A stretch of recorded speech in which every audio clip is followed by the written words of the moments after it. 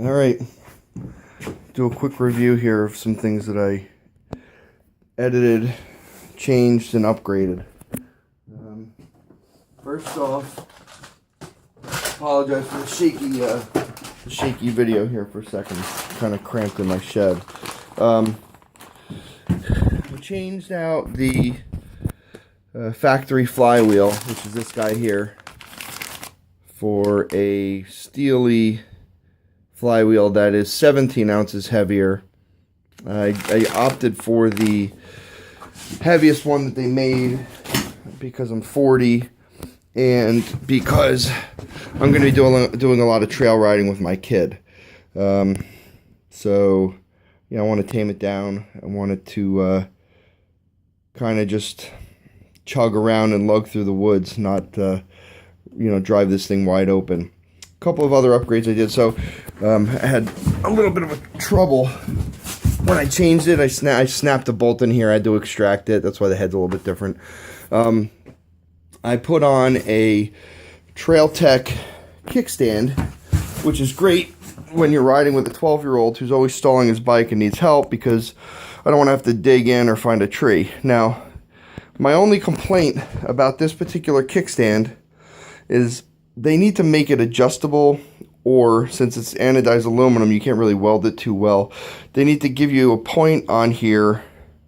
You can cut it and remount the foot, which is what I'm probably going to have to do, is cut the foot. And I got to lower this thing about 1.5 inches to 2 inches. The up and down motion on it is really nice. It's tight. It's out of the way. Works very well. The problem is, let's put this down. Alright, if I'm turning left, not a big deal. The bike leans in. Now we're on flat surface here, so not a big deal. I'm going to turn right. Okay. The bike is almost ready to tip over. It doesn't look like it, maybe in the video, but I mean, tiniest little tap and this thing's going to go over. It's too long. It needs to be cut. So I'm going to figure that out. Plus, it'll just be out of the way less. The other thing is, and I don't think I'll be able to demonstrate this when I'm on it, but with the kickstand down, you go to sit on this bike, it just topples over to the right-hand side because that kickstand is so low. And I'm only 5'9", I'm not really tall. So for me to sit on this thing, I have to kick the kickstand up before I even attempt to try and sit. Otherwise, I'm really happy with it.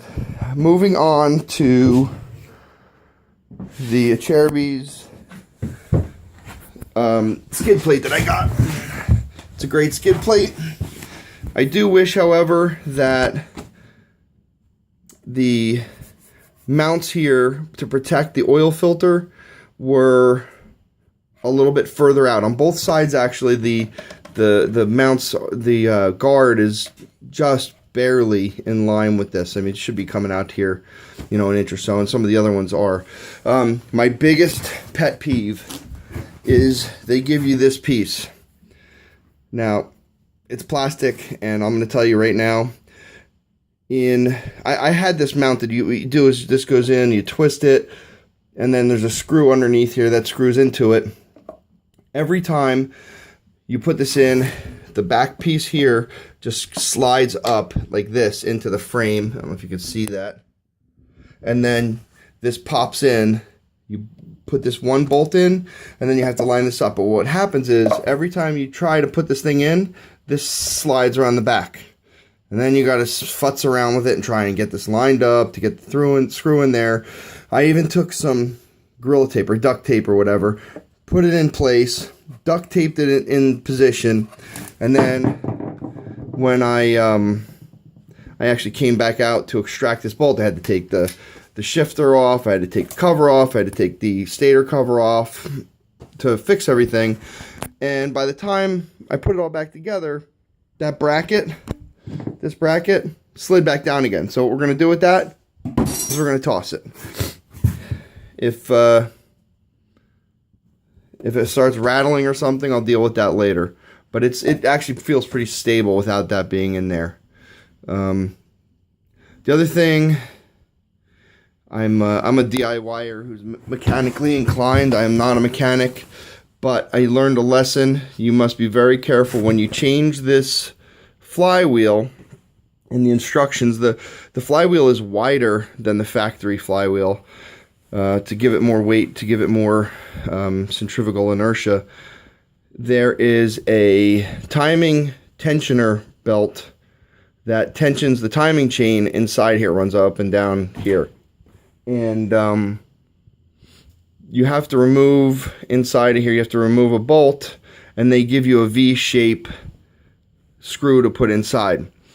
In my case, the tensioner went up, and I was very scared that the timing chain was going to pop off, and you don't want to mess around with that kind of stuff. And instead of, like, you know, jerking the tensioner down and messing with the thing, what I did was you back out the outer bolts, and now you can loosen this adjuster, and that will, there's a piston in here that pushes against that belt, but I thought it would be better. I just took off the mounting, kept this in position, and then I was able to ride that tensioner belt up and down freely.